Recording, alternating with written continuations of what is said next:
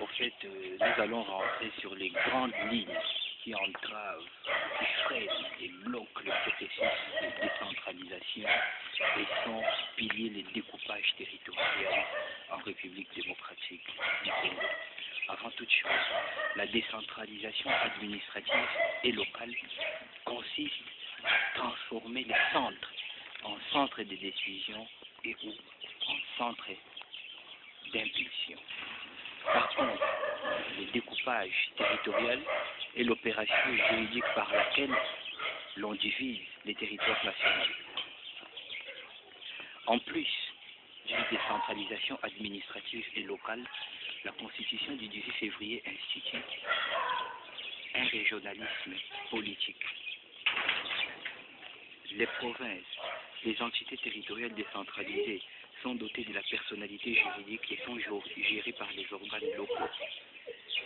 Ces GTD sont la ville, la commune, les secteurs ou la chefferie, ce qui implique que la province n'est pas une ETD.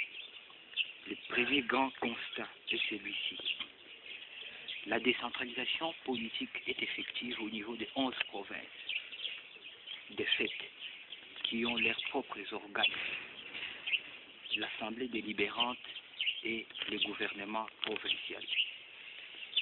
Ici, c'est doit de noter que la décentralisation politique et ou locale n'est pas effective et sont piliers de découpage territorial à cause de certains préalables. De 1.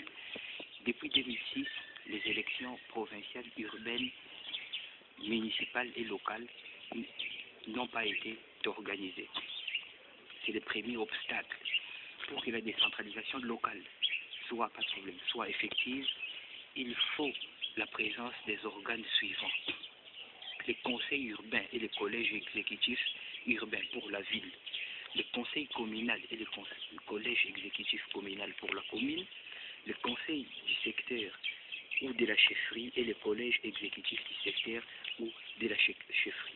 Le second obstacle, c'est que toutes ces institutions provinciales, locales plutôt, sus-évoquées, il faut des infrastructures qui doivent les abriter. C'est le second obstacle évoqué. Il se pose déjà un problème de disparités. Toutes les provinces n'offrent pas les mêmes capacités de développement.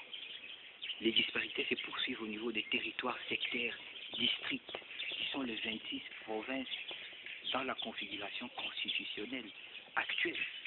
Secteurs, territoires, j'avais déjà cité.